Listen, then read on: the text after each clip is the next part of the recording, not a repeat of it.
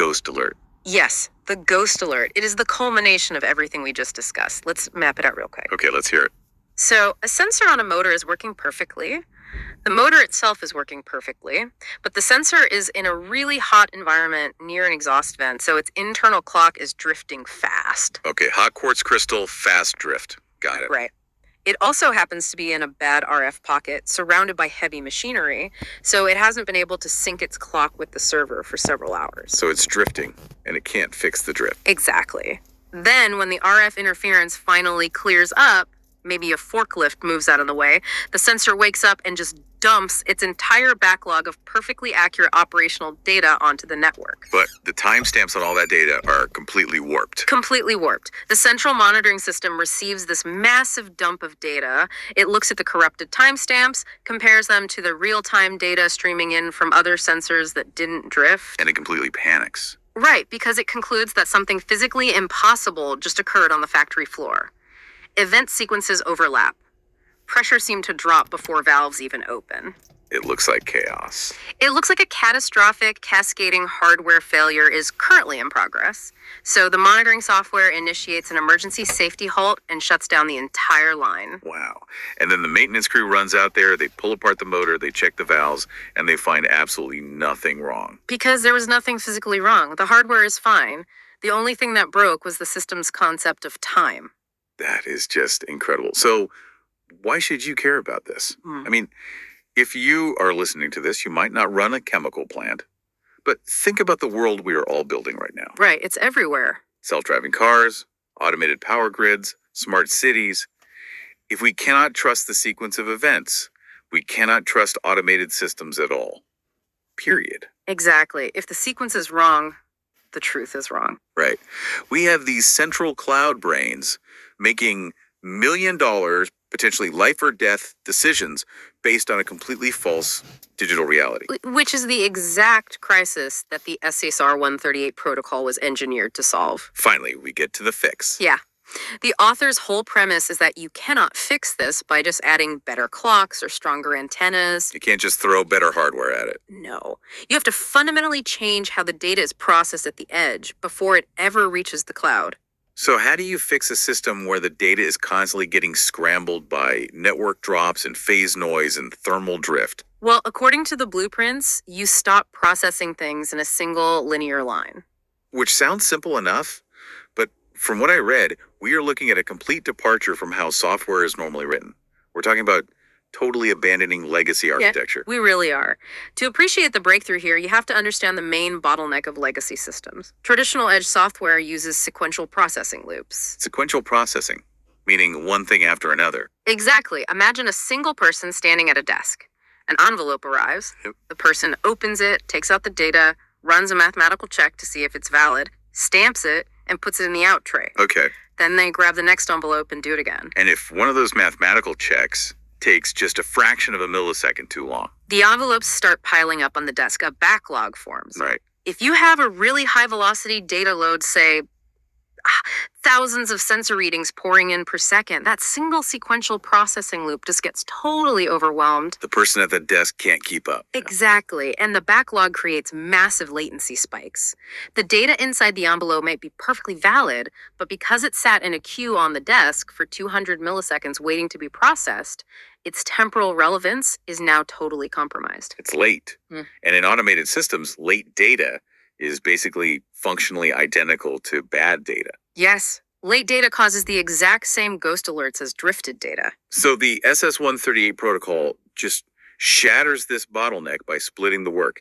It uses what the blueprints call a dual engine execution model. The dual engine architecture. This is where it gets really brilliant. Let's look at engine A first. They call this the real-time path.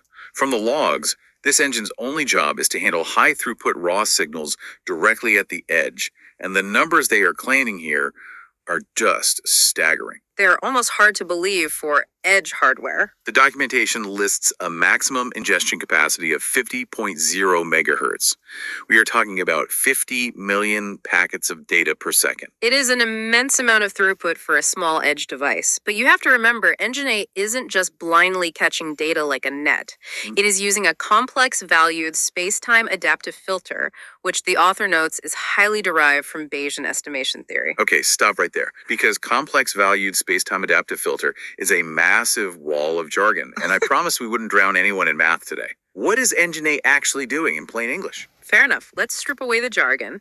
Think of Bayesian estimation as a way of making highly educated guesses based on prior knowledge. Okay, educated guesses. Imagine you are driving down a highway in incredibly thick fog. You can't see the road clearly at all, but you know you are on a highway, you know the general curvature of the road from your GPS, and you know how fast you are going. Right. Using all that prior knowledge, you can confidently estimate where the lane markers should be, even if the fog is obscuring them momentarily. I see. So the system is the driver, the data from the sensor is the road, and the ambient noise like the RF interference and the static is the fog. That is an excellent way to conceptualize it, yeah. Engine A is mathematically predicting the trajectory of the true data. It's finding the road in the fog. Exactly. It isolates the deterministic signal, which is the actual physical truth coming from the sensor, from the stochastic ambient noise, which is just all the random static of the factory environment. And it is doing this filtering instantaneously 50 million times a second. Yes, but here's the catch.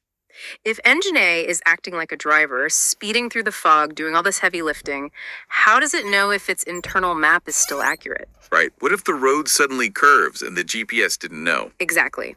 This is where we bring in Engine B. Okay, Engine B. The blueprints call this one the asynchronous auditor. Engine B is the critical second half of the architecture. And the most important thing to know is that it is entirely decoupled from the ingestion pipeline of Engine A. So it's not opening envelopes at the desk. It doesn't touch the incoming raw packets at all. Instead, it operates quietly in the background. Its only job is to evaluate the overall signal-to-noise ratios, track the environmental flux like those thermal temperature shifts we discussed earlier, and constantly recalculate the verification thresholds. So it's looking at the big picture. Yes. It is analyzing the environment, not the immediate data. And once it calculates the changing conditions, it dynamically updates what is called the noise covariance matrix for Engine A. Okay, I want to try an analogy here because noise covariance matrix is going to put us right back in the jargon weeds again. Go for it. Let's imagine this whole system as a very exclusive, incredibly high security nightclub. Okay, a nightclub. Engine A is the bouncer at the front door. Now, this bouncer is a machine. He is swiping IDs at absolute lightning speed, 50 million a second. His only goal is to keep the line moving, so there is absolutely no backlog on the sidewalk outside. Because a backlog means latency. Exactly. But Engine B is the security team sitting in a windowless back room.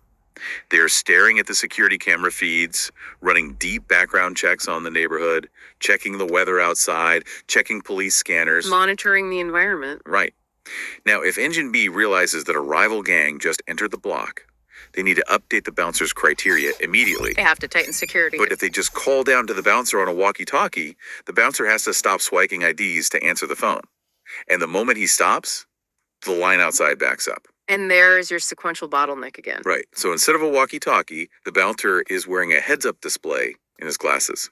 Engine B, the security team in the back, just quietly updates the red light, green light parameters on that heads-up display in real time. Oh, that's good. The bouncer never pauses. He never stops checking IDs. But his mathematical criteria for who gets in is constantly being sharpened by the team in the back. That is actually a remarkably accurate visualization of a decoupled architecture. Engine A has the raw speed. Engine B provides the intelligence. And they never get in each other's way. Never. If we pull back and look at the broader landscape of distributed systems, separating the low latency streaming execution from the background, Byzantine validation is a holy grail. Really? Yeah. You get the raw speed of a local embedded edge system, but you maintain the security guarantees of a complex, fault tolerant cloud architecture. It's the best of both worlds. But here's the thing that really caught my eye in the research. Having two beautifully designed software engines is great in theory, but software doesn't exist in a vacuum. No, it doesn't. It has to run on physical hardware. Yeah. And this is where we hit what I honestly think is the most counterintuitive, mind-bending part of this entire SASR 138 protocol. You're talking about the memory constraint. Yes. To absolutely guarantee they slay the jitter and latency problems, the author implemented a strict, hard-coded memory limit. The entire system is capped at 512 megabytes of RAM. It's a very deliberate bottleneck. Let me just pause on that for a second. 512 megabytes. If you open a single tab in a web browser right now to read the morning news, your computer's probably using way more than 512 megabytes of memory. Oh, absolutely. My smartwatch probably has more memory than that. If this system is actively ingesting 50 million packets a second, how on earth does choking its memory supply make it faster? It completely violates the fundamental dogma of consumer technology, doesn't it? It really does. We are conditioned to believe that the answer to literally any performance issue is just add more RAM. Buy the laptop with 32 gigs of RAM instead of 16, right? Always. But in the realm of real-time edge processing, excessive unmanaged memory is actually the enemy of temporal truth. How so? The reason is a process called garbage collection. Garbage collection. The blueprints refer to this as hitting the garbage collection wall. Mhm. What exactly is that? So, to understand the wall, you have to understand how standard enterprise software manages its memory. Whether an application is written in Java or maybe it's running on a Node.js runtime, it typically uses what we call dynamic allocation. Dynamic allocation. Okay. Imagine computer memory as a massive, completely empty warehouse. This is the heap. Got it. When a massive surge of sensor data comes in, the software dynamically asks the operating system for some space in the warehouse to put all the new data. Okay, it needs shelves. Right. And the OS just grabs whatever space is currently free, often scattering the data in boxes across lots of different shelves all over the warehouse. Okay, so the system is basically just tossing boxes into the warehouse wherever there happens to be an empty spot at that exact second. Exactly. It's fast, but it's messy. Now, eventually that data surge ends, and the software doesn't need that specific data anymore. It needs to empty those boxes to make room for new stuff. Right. But because the warehouse is now this incredibly disorganized mess of full boxes and empty boxes, the system actually has to pause everything it is doing. Wait, pause everything. Yes, it pauses the whole program to literally walk through the warehouse, identify which boxes are actually empty now, and sweep them away. That entire cleanup process is what we call garbage collection. And while the system is walking through the warehouse cleaning up boxes, it cannot process any new data coming in the front door. It is entirely blind. It's totally frozen. Wow. Now, a garbage collection freeze might only last a few milliseconds. To a human clicking a mouse on a website, it's totally invisible. Right, I wouldn't notice a 3 millisecond delay reading an article. Exactly. But to a system trying to ingest 50 million packets a second, a 5 millisecond pause means a massive wave of incoming data just hits a brick wall. It just smashes into a closed door. And so the system is forced to drop those packets entirely or force them into a waiting queue. The processing latency spikes from a fraction of a microsecond to hundreds of milliseconds instantly. And the sequence of events gets jumbled. Exactly. Garbage collection creates the exact process jitter that destroys temporal ordering. It causes the ghost alerts. Okay, so the SANSAR 138 framework avoids this by operating entirely within this strict, hard-bounded memory pool of less than 512 megabytes. Yes. But I have to push back here. Pre-allocation or not, if you have 50 million packets of data hitting the system every single second, a tiny 512 megabyte shelf is going to fill up in the blink of an eye. Where does the new data go when the shelf is completely full? That is the genius of the architecture. It doesn't rely on deep storage at all. It relies on ultra-fast throughput and immediate discarding. Immediate discard. Yeah, there is zero runtime allocation. The engine, which the blueprint show is written in C++1, by the way, pre-allocates all the necessary memory structures the exact moment the software container initializes. Oh, okay, so going back to our warehouse analogy, they build the exact number of shelves they will ever need before the delivery trucks even arrive at the loading dock. Yes, they aren't trying to build new shelves while simultaneously holding heavy boxes. That makes a lot of sense. And because the system never asks the operating system for dynamic heap allocation during runtime, the conditions for garbage collection simply never exist. It literally cannot happen. Right. It never has to pause to clean up because it never makes a mess in the first place. It overwrites data in incredibly precise, continuous, circular buffers. But still, to my point about the sheer volume of data, how do you physically fit that much throughput into such a small space, even with circular buffers? This is where the protocol introduces ternary erasure logic. Ternary erasure logic. I saw this in the documents. Standard computing uses binary, right? Zeros and ones. Yeah. On or off. True or false. Yes, exactly. And in a standard binary system, if a signal from a sensor gets degraded by noise, the system can't confidently read it as a pure 0 or a pure 1. Okay, so what happens? Well, standard transmission retry protocols force the receiving system to ask the sensor, hey, I didn't catch that. Can you repeat the message? Which means the sensor has to resend it, which adds a massive delay. And the latency spikes. Exactly. So the SAS-R protocol abandons strict binary for its raw input processing. It uses 3 distinct states instead: +1, 0, and -1. So it isn't just on or off. By adding that third state, it can mathematically represent the actual absence of a signal or the degradation of a signal without failing the whole process. It provides incredibly robust noise immunity right at the foundational logic level. Instead of asking the sensor for a repeat, the system essentially just says, okay, I recognize this data is degraded. I will map it to the neutral state and let the mathematical filter sort it out based on the trajectory. Wow, so it never has to pause to ask for a resend. Never. But the sheer brilliance of this isn't just the logic itself, it is how this logic maps to the physical hardware of the processor. Okay, how so? These 3 ternary states map directly to a data type known as a signed 8-bit integer, or in TAT and C++-ACK. Okay, I know enough about computers to know that an 8-bit integer is small, but how small are we actually talking here? It is literally the smallest addressable unit of memory in standard computing. It is exactly 1 byte. Wait, 1 single byte? 1 byte per data point. That is tiny. It's microscopic. And because these data structures are so impossibly lightweight, the system does not need to store these massive arrays of validation vectors in the standard system RAM. Wait, if it doesn't put them in RAM, where does it put them? They are small enough to fit entirely inside the physical CPU's L1 and L2 hardware caches. Oh, wow.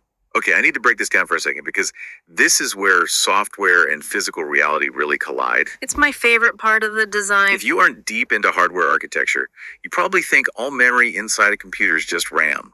But it's really not. No, it's highly stratified. Right. If we think of standard RAM, the physical memory stick slotted into your motherboard as a filing cabinet down the hall from your office. If you need a file, you have to get up, walk out of your office, walk all the way down the hall, open the cabinet, find the file, and walk back. Which takes time. Right. In computer terms, traveling across the physical motherboard takes time. It's bound by the actual physical speed of light and the bus architecture. Exactly. But L1 and L2 caches are these microscopic pools of ultra-fast memory built directly onto the processor chip itself. Yes. It is the equivalent of having the document you need already sitting open right on your desk. That physical distance is the ultimate bottleneck in modern computing. Fetching data from standard RAM might take, say, 50 to 100 nanoseconds. Okay. Fetching data from an L1 cache takes half a nanosecond. That is a staggering difference. It is. By restricting the software to ternary logic and capping the total memory footprint at 512 megs, the architect essentially artificially starved the system of RAM. They force it into a corner. Yes. This forced the execution environment to keep all the active data right on the CPU die itself, entirely bypassing the physical latency of the motherboard. It's an incredible example of constraint driving performance. By giving the system less memory, it became exponentially faster. And the results documented in the architecture logs are just mind-blowing. The system achieves a processing latency of less than 1.5 microseconds. And that is a hard upper bound. Yes.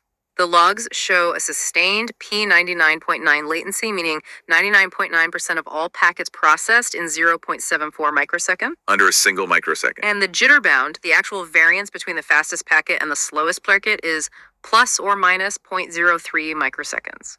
That is so fast, it is almost incomprehensible to human perception. The jitter, the unpredictability that causes those massive factory shutdowns, is virtually eliminated. Completely neutralized. But this brings up a massive glaring security question for me. I was wondering when we'd get to this. If Engine A is sitting at the edge, blindly ingesting 50 million packets a second using this ultra-fast ternary logic, how do we know we aren't just really efficiently ingesting a cyber attack? That is the danger of pure speed, right? Exactly. If a bad actor is sitting in a fan outside the factory, intentionally injecting malicious signals into the wireless network to cause a shutdown, we're just processing their lies really, really fast. You've identified the inherent danger of high-speed ingestion. If you only have speed, you are just accelerating your own corruption. Right. This is exactly why Engine A does not make the final call. This brings us back to Engine B, our asynchronous auditor sitting in the back room. The security team. Exactly. While Engine A is running on that hyper-efficient single-byte ternary logic, Engine B is operating in a completely different mathematical universe. It uses 64-bit double precision floating point processing. Float 64. Yes. Okay, I am the guy who barely passed high school calculus. So contrast that float 64 with the one-byte logic we just talked about. Okay, if the one-byte logic of Engine A is like a crude pixelated image that loads instantly on a web page, Float 64 is an incredibly dense, ultra-high-definition 3D rendering. Okay, I can picture that. It allows for astonishingly precise decimal calculations, which are highly computationally heavy and much slower to process. Engine B takes the lightning-fast trajectory vectors calculated by Engine A and measures them against a baseline. And the blueprints describe this measurement as calculating the cosine similarity. Again, what does that actually look like in practice? Imagine you are holding two arrows in a three-dimensional space. 2 arrows, got it. One arrow represents the root of trust baseline, the cryptographically locked signature of what the factory's data should theoretically look like under normal physical laws. Okay, the gold standard arrow. Right. The other arrow is the incoming data vector we just ingested from the network. Cosine similarity doesn't just measure if the arrows are the same length, it measures the physical angle between the two arrows. So it's evaluating the actual geometry of the data. Precisely, it is mathematically asking, does the trajectory of this new data align with the established laws of physics and temporal reality defined by our baseline? Wow. It is not just checking if a password is correct, which is what most legacy firewalls do. It is verifying if the physical behavior of the signal actually makes sense. And this intense geometric evaluation generates a number, which the protocol calls a normalized probabilistic fidelity score. Yes, and this is where the rules of the system get very, very rigid. The protocol enforces a strict minimum score of 0.49. They call this the truth floor. The 0.49 truth floor. It's absolute. If the stream of data scores 0.55 or higher, it gets standard clearance. Engine B confirms the angle of the arrows is tight, the data is valid, uncorrupted, and it releases it directly to the client UI. The system accepts it as truth. But the real world is messy, right? There is static, there are fading signals from forklifts driving by. What if the score hits that gray area? Because the documentation outlines a whole procedure for marginal clearance for scores that land between 0.49 and 0.55. This is a crucial feature for industrial uptime. If the score falls into that borderline zone, the system doesn't want to needlessly halt the factory line because the data might be perfectly valid, just heavily distorted by noise. It doesn't want to cause the exact problem it's trying to solve. Exactly. So it performs what they call an atomic commit. It accepts the data and passes it along, but it flags that specific data packet with a critical noise-bound warning. It's like putting an asterisk next to the data. Hey, we are accepting this, but we aren't totally happy about it. That's a great way to phrase it. And simultaneously, it mirrors the full telemetry of those marginal packets, every single shred of metadata to a deep storage forensic archive. Well, clever. It allows operations to continue smoothly, but it preserves the exact state of the anomaly for an external forensic audit later, just in case something does go wrong. Okay, here's where it gets really interesting, though. What happens if the score drops below that 0.49 floor? That's when the alarms go off internally. The documentation mentions a local signal-to-noise ratio dropping below negative 10 decibels. If the ambient noise is that overwhelming, or, if an attacker is blatantly blasting false data into the network to cause a shutdown, the baseline is completely violated. The arrows are pointing in completely different directions. If Engine B flags a boundary violation like that, it executes a hard rejection. It isolates that specific data vector instantly. Engine A is instructed to drop the volatile memory frame containing that data entirely, ensuring the degraded or malicious data never contaminates the stable baseline. But I'm reading the structural clearances here, and it goes way, way beyond just dropping a bad packet or blocking an IP address. Oh, it is aggressively defensive. Yeah.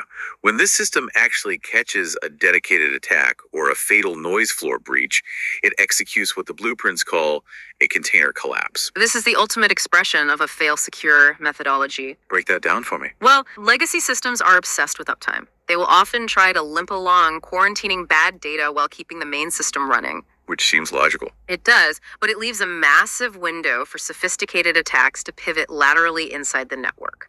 The SAS R138 framework prioritizes the absolute integrity of the truth over the continuous uptime of a compromised environment. If a breach occurs, the system revokes all internal transmission tokens. It aborts any write sequence currently in progress, and then it triggers a deliberate structural collapse of its own localized Kubernetes Docker container. Wait, let me make sure I'm fully understanding this.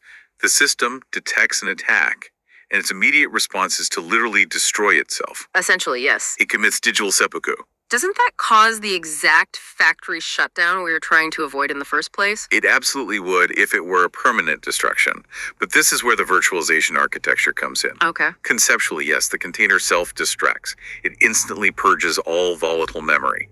Every single trace of the compromised environment, including any malicious payload the attacker was trying to inject, is completely vaporized in microseconds. Wow. But this entire environment is managed by a Kubernetes orchestrator, and the orchestrator is watching from the outside. Like a supervisor. Right. The absolute millisecond the orchestrator detects that the container has collapsed, it reaches into its secure, isolated vault and respawns a pristine, read-only master image of the sandbox container. So the system realizes the house is contaminated, it burns the house to the ground, and before the smoke even clears, it has built a brand new, identical, surgically clean house in its place. In a matter of milliseconds. That is just incredible. The attacker's data and connection are permanently severed and destroyed, but the gateway itself maintains near uninterrupted availability for valid traffic. It is a violent but totally self-healing loop. But the defense mechanism detailed in these papers goes even deeper than just a structural collapse.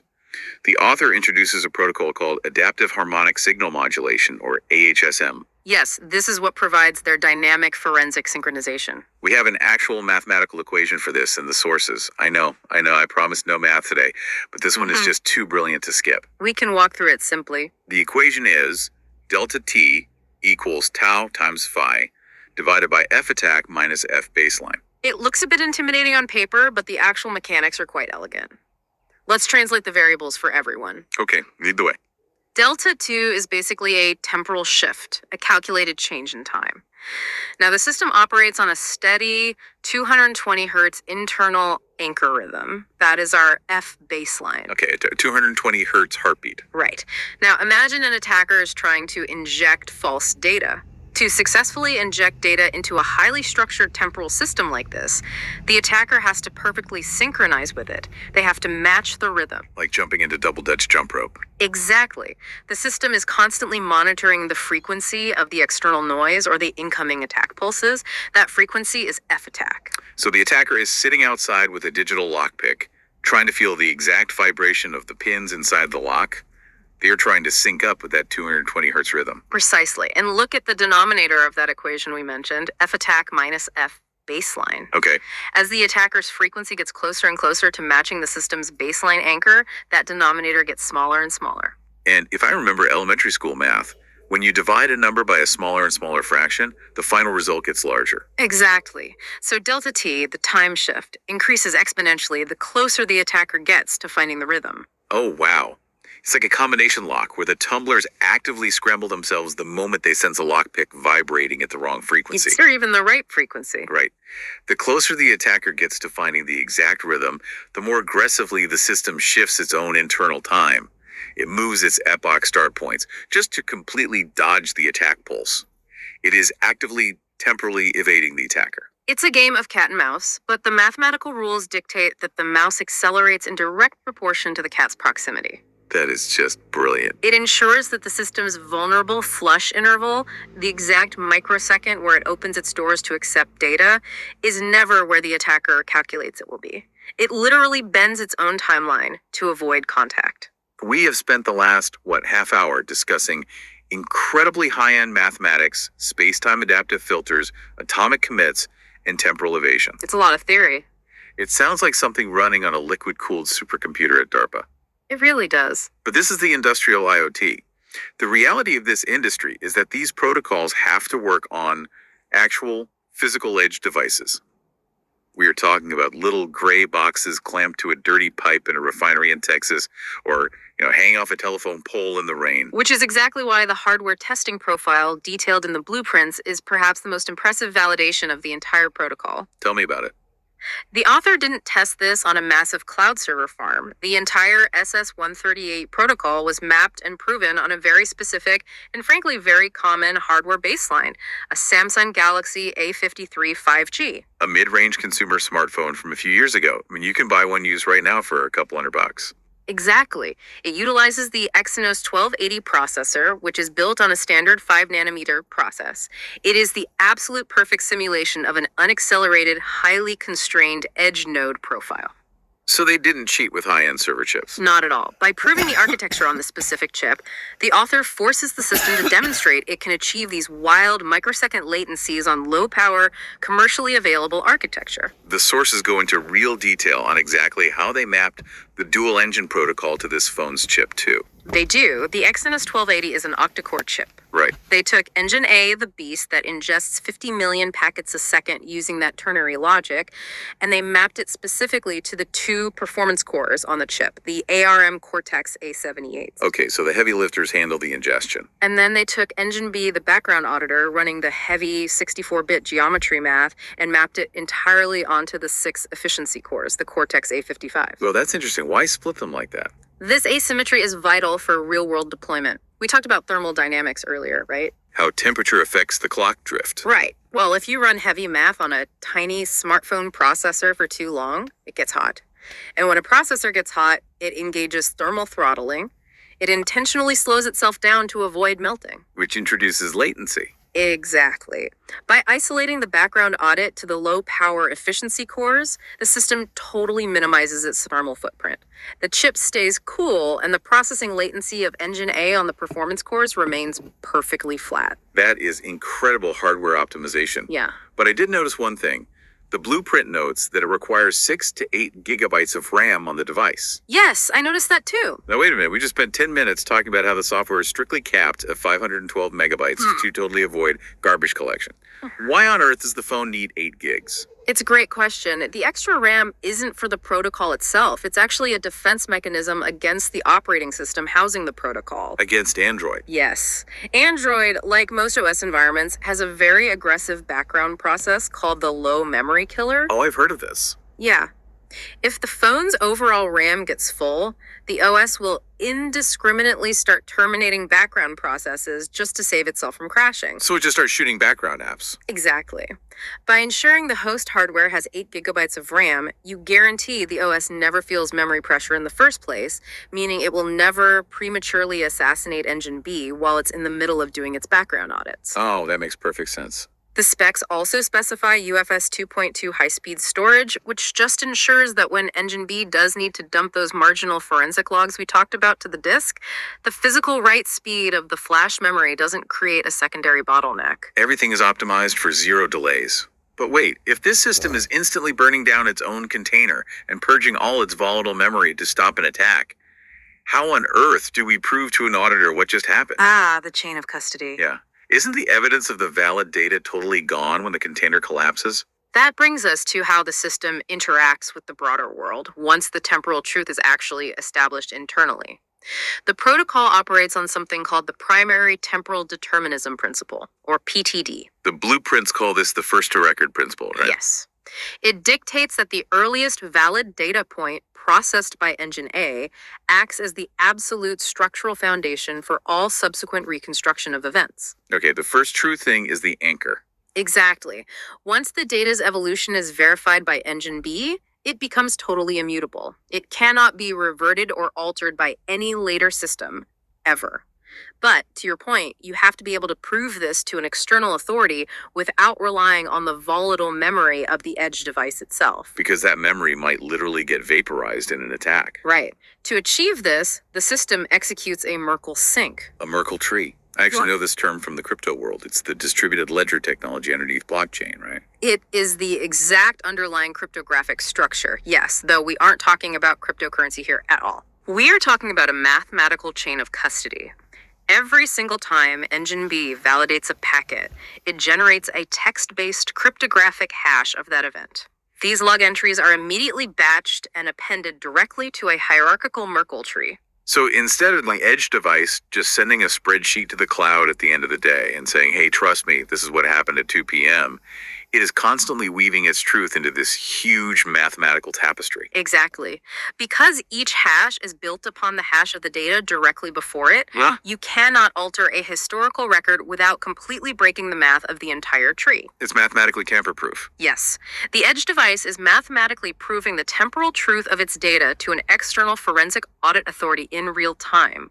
It provides a multi-node historical proof of data integrity that is so incredibly robust, it can hold up in a court of law or a massive insurance investigation after a factory accident. It is just absolute, undeniable accountability at the edge. It really is. But as I was reading through the commercial applications and the blueprints, I noticed one final hard-coded constraint that I found incredibly fascinating. The operational boundary. Yeah. It's an operational footprint boundary. This entire system is strictly hard-coded to only operate on civilian infrastructure. It is a very deliberate, ethical, and structural boundary engineered by the author.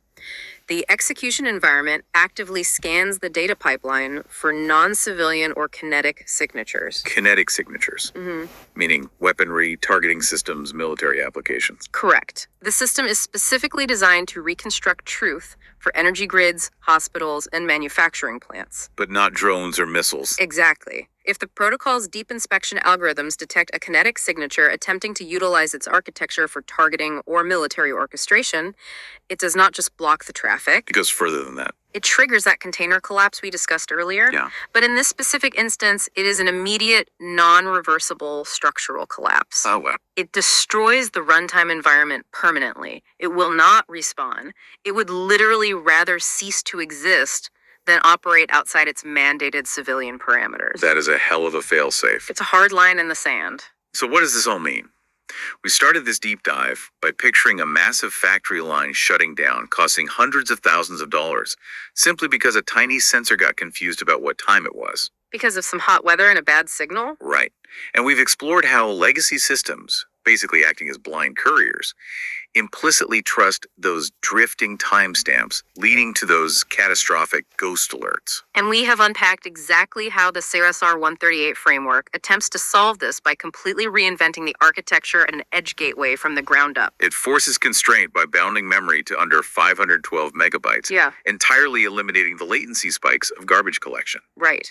It abandons sequential processing entirely for a dual-engine model, allowing it to ingest data at 50 million packets a second on one side, while asynchronously auditing the environment on the other. It leverages that single byte ternary logic, mapping data directly to the physical CPU caches to bypass the motherboard entirely, dropping processing latency to less than a single microsecond. It enforces that strict 0.49 truth floor using highly complex geometric math. It literally bends time to dynamically dodge cyber attacks.